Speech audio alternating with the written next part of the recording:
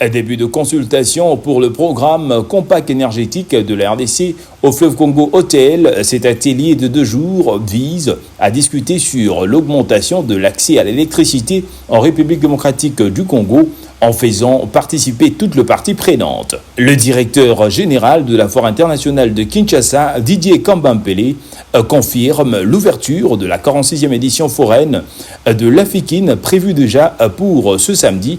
Lors de son point de presse tenu à l'Africaine, Didier Kambampele a invité les firmes de se procurer des stands et aussi le Congolais à venir massivement à cette foire qui se tiendra sous le thème foire de la promotion des échanges commerciaux pour la diversification de l'économie nationale.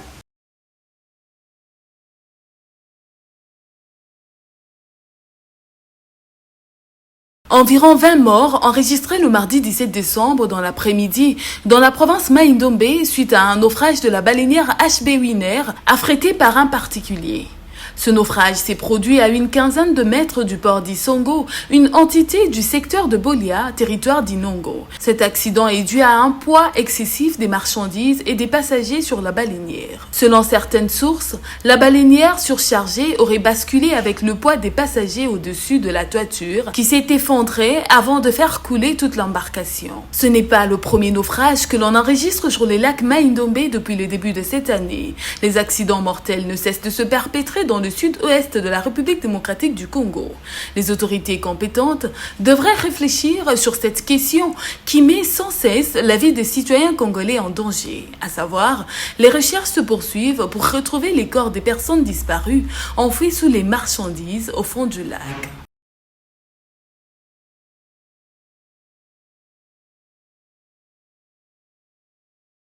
L'Union européenne, par l'entremise de son représentant spécial pour la région de Grand Lac, Johan Borgstam, a fait part de sa déception sur l'échec de la tripartite de Luanda en fin de semaine dernière, causée des suites à l'absence très remarquée de la partie rwandaise. Le mardi 17 décembre, c'est au cadre de l'Union européenne a tenu 2 échanges à tour de rôle avec Vital Kamerhe, président de l'Assemblée nationale, et Jean-Michel Samaloukonde, président du Sénat. L'Union européenne condamne fermement le boycott du processus de paix de Luanda par le président rwandais Paul Kagame, qui n'a pas respecté ses grands rendez-vous au moment où le monde avait les yeux braqués sur cette rencontre pour enfin voir un accord de paix durable entre Kigali et Kinshasa. Ça a été aussi pour moi une opportunité de faire part du chagrin et de déception de l'Union européenne par rapport à ce qui vient de se passer à Luanda ce week-end.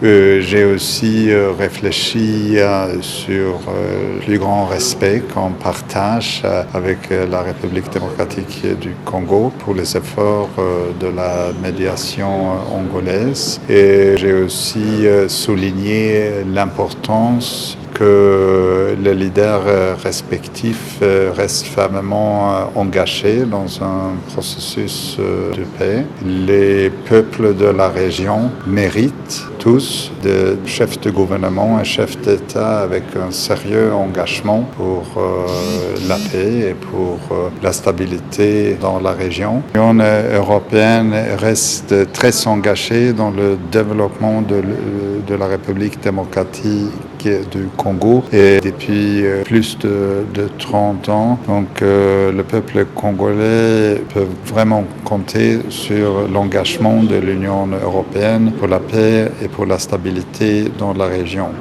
Le président de la Chambre basse du Parlement congolais, Vital Kamerhe, a de nouveau alerté la communauté internationale face à ces actes d'atrocité que subissent les Congolais dans la partie est de la RDC. Johan Borgstam dit avoir partagé avec les 2 présidents du Parlement congolais le fait que le Rwanda doit retirer ses troupes de l'est de la RDC et couper tout soutien au M23, mais aussi que le gouvernement congolais démantèle le FDLR de son territoire.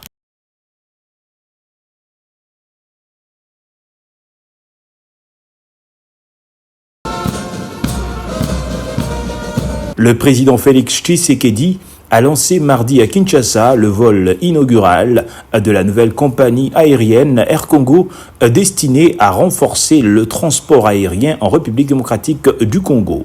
Créée en partenariat avec la compagnie Ethiopian Airlines, cette nouvelle firme va permettre de renforcer le transport aérien et de booster la croissance économique du pays, selon le gouvernement congolais. Cet événement marque un tournant majeur dans l'histoire de notre pays et dans le secteur du transport aérien.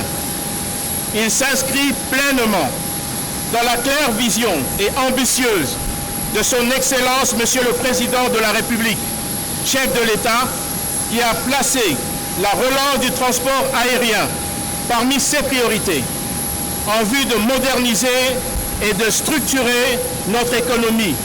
L'équipe managériale de Air Congo estime de son côté que cette joint-venture présente plusieurs avantages, notamment l'organisation de vols intérieurs réguliers, sécurisés et ponctuels, la formation du personnel navigant, la discipline dans la gestion et l'implémentation de bonnes pratiques, l'amélioration des installations aéroportuaires ainsi que l'organisation de vols cargo interprovinces.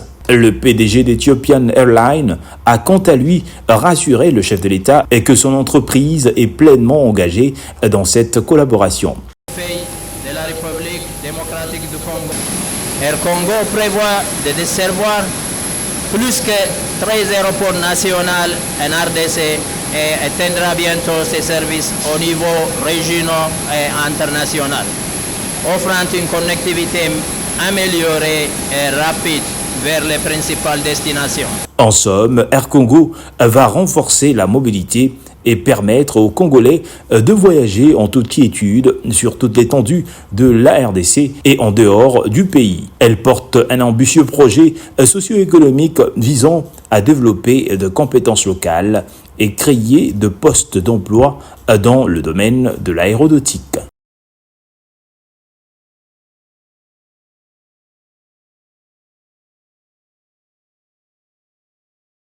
Venu représenter la première ministre Judith Suminwa-Tuluka, le vice-premier ministre, ministre du Plan Guylain Nyembo, a ouvert ce mercredi 18 décembre 2024 à Fleuve Congo Hôtel de Kinshasa l'atelier stratégique des consultations de principaux acteurs identifiés pour la préparation et la mise en œuvre du programme Compact énergétique de la RDC. Ces assises de 2 jours sont organisées par le ministère des Ressources hydrauliques et de l'électricité, conduit par le ministre Teddy Luamba, dans l'optique d'augmenter le taux d'accès à l'électricité en RDC, actuellement à 21,5%. Les efforts entrepris dans le secteur depuis une quinzaine d'années ont permis à atteindre aujourd'hui un accès de 21,5%. Les mêmes efforts se poursuivent aujourd'hui par différents projets, notamment le projet PAGAS, IS, Agré, ainsi que d'autres projets qui sont entrepris avec la coopération bilatérale, notamment avec l'AFD, le KfW, ainsi que la GK.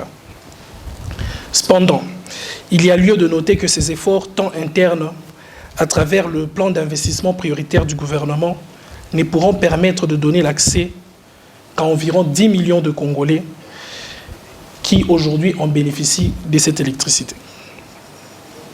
Ce qui signifie que des gros efforts doivent être amorcés. C'est dans cette perspective que nous avons mis en place une équipe technique pour préparer l'effectivité de la mise en place du compact énergétique de la RDC à l'horizon 2030. Pour atteindre 62% de taux d'accès à l'électricité, des actions structurantes basées sur 5 piliers clés sont envisagées. Nous nous concentrons sur 5 piliers stratégiques, à savoir le développement des infrastructures, la promotion des énergies renouvelables, la mobilisation du secteur privé, avec des investissements privés à 36 milliards financés par les Il est donc essentiel de réfléchir ensemble et de changer sur les moyens d'améliorer l'attractivité du secteur de l'investissement privé. Ces consultations incluront des plénières et des ateliers thématiques pour identifier des réformes, recueillir de points de vue de parties prenantes et proposer des mesures concrètes pour améliorer la gouvernance et la performance du secteur.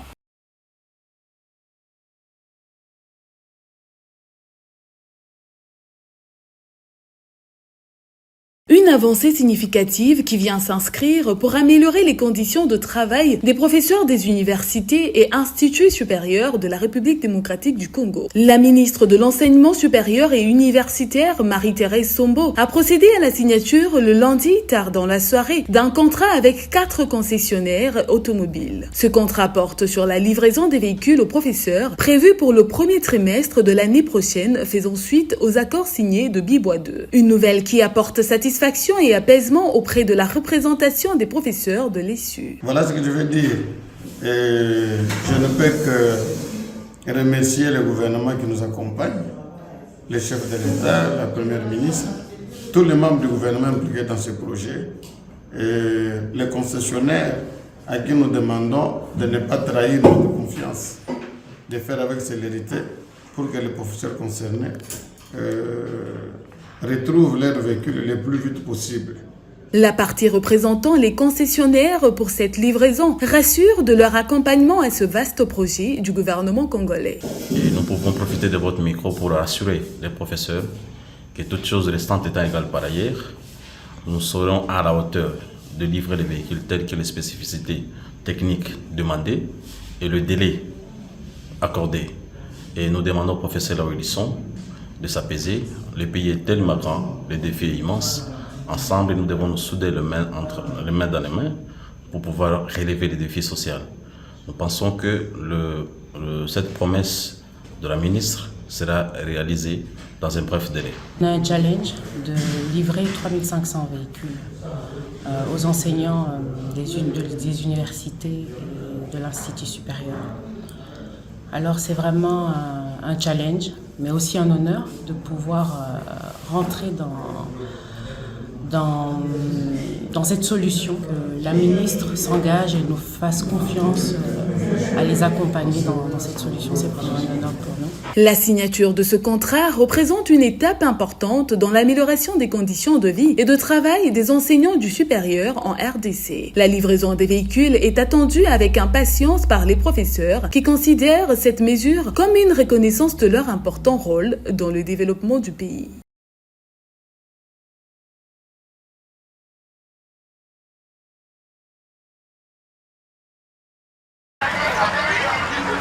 L'entrée au grand marché Zando, cœur des activités commerciales de la capitale quinoise, s'accoutume à un style propre de son état piteux. Qu'il pleuve ou pas, pour mieux circuler dans le bourbier, il faudra acheter à 500 francs des sachets, ensuite poser ses pieds l'un après l'autre pour permettre aux vendeurs d'enfiler ce petit sac en plastique. Cette technique de vente est aussi accompagnée par celle du lavage des pieds dans plusieurs coins. Ce commerce est pour moi un moyen de gagner un peu d'argent, a déclaré ce jeune homme.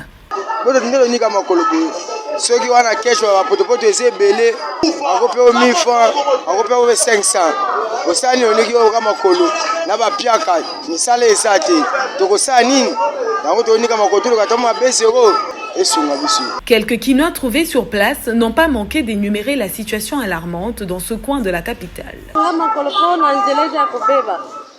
Eza ba potopoto moya kotambola eza te zepesa tosokola makolo mpona soin lamba kutu ebebi nautaki ndako soin tande nakomi konzoka salite ela eza mabe makasi eza ya kobeba ebebi a partir ya baterase oyo batumbolaki ndambu batiki soki mbula ebeti mai ezopazana awa potopoto bato po baleka bakomi kolata basashe na makolo. Par ailleurs, Béatrice Kalumé regrette de l'état de cette avenue qui n'honore pas le nom de l'ancien président Kasavubu. C'est vraiment regrettable comment on a venu na biso Kasavubu. C'est parmi banzelo batongaki ya liboso tangu ba flama bazalaki.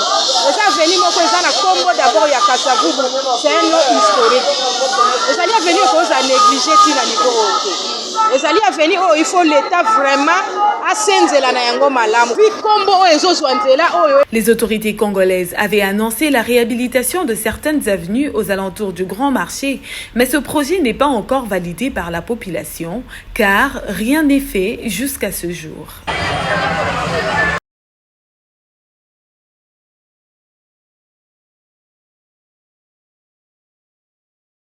Le gouvernement de la République démocratique du Congo prévoit la mise à disposition de 1062 tracteurs d'ici le 31 mars 2025 dans le but d'améliorer les conditions de production agricoles. Le ministre d'État en charge de l'agriculture et de la sécurité alimentaire, Grégoire Mouchai, l'a annoncé lors d'un briefing spécial sur les actions du gouvernement dans le domaine de l'agriculture et du développement rural animé mardi 17 décembre 2024 par le porte-parole du gouvernement Patrick Mouyaya. Nous avons d'ici le 31 mars 2025, nous aurons 1062 tracteurs.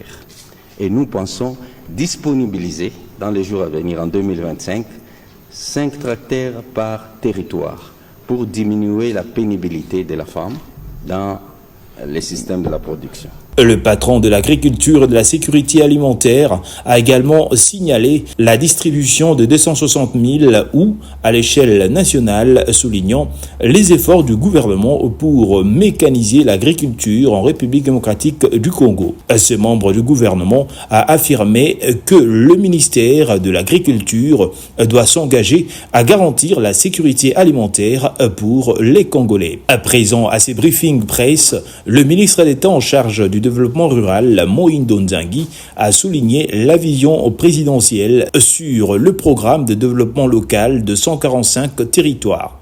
Il faut dire qu'au niveau de l'appréciation du programme, d'abord, c'est un programme qui a créé de l'espoir au sein de la population.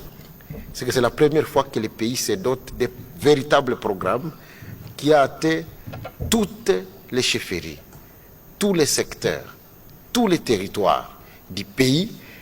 Et lorsque cette première phase sera achevée, nous aurons véritablement des infrastructures en milieu rural qui ont été faites par l'État congolais. Nous sommes dans la deuxième phase qui est une phase qui nous concerne. La deuxième phase est logée dans une matière qui concerne exclusivement les domaines du développement rural. S'agissant de 38 000 km de routes agricoles évoquées par le président de la République lors de son discours sur l'état de la nation le 11 décembre dernier, Mohindo Nzangi a précisé que leur réalisation s'effectuera par la méthode IMO impliquant directement la population dans leurs entretiens. Il a également mentionné le 11 000 km de routes prioritaires reliant le chef-lieu de territoire au chef-lieu de province pour faciliter l'évacuation des produits agricoles vers les marchés.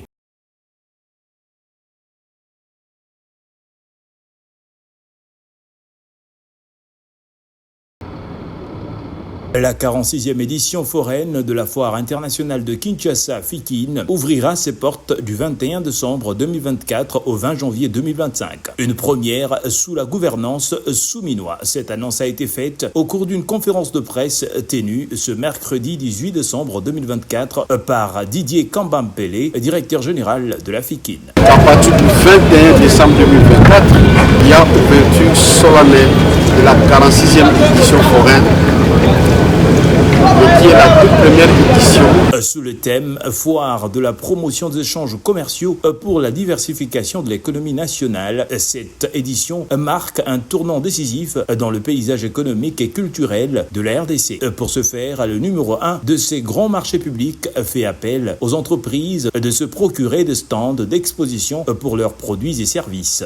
Par ailleurs, Didier Kambampele a exhorté les parents d'amener leurs enfants pour des activités récréatives. Notant que la 46e édition de la Foire internationale de Kinshasa bénéficie d'un soutien gouvernemental sans précédent avec la participation du président Félix-Antoine Tshisekedi et de son gouvernement chapeauté par Judith Suminwa-Tuluka lors de la cérémonie d'ouverture. Créée en 1969, la Fikine est bien plus qu'un simple lieu d'exposition. Elle incarne la promotion de produits congolais dans divers secteurs, commerce, artisanat, agriculture et industrie.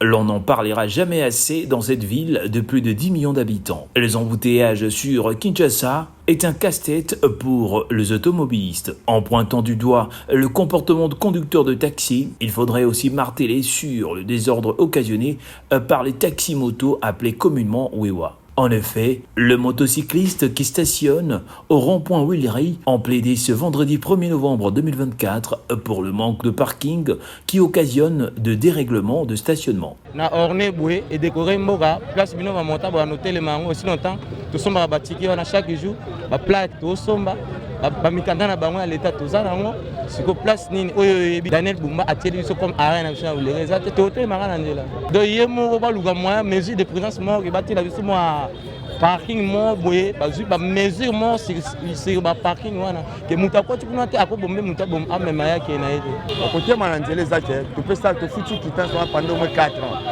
na 4 ans wana batongaka deux parking oyo ko même pas koyamba ta 100 moto na totali nombre ba moto na ville ya Kinshasa eza ebele batongaka parking moko nga na yebi ko eza sur na ba 11e kuna à part ya ona ko eza na mola dans la Kinshasa mobimbaka deux parking wana de futa taxe.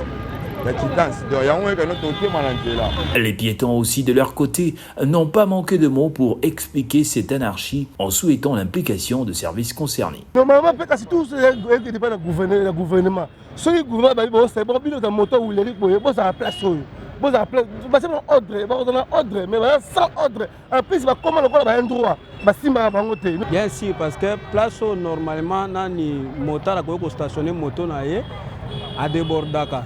Donc à l'équipe place que mutu makola ko leka ya tie moto ne wa donc yo moto makota on leka moya ko leka bien zate parce que moto et barré place au singa ko leka to ki l'état azala kana ordre ou bien to lo bani autorité o permettre que te mutu na moto na place na ye. La taxe de stationnement que payent les chauffeurs de moto aide à construire deux parkings confortables pour le motocycliste, chose qui n'est pas visible jusqu'en ce moment dans plusieurs artères de la ville de Kinshasa.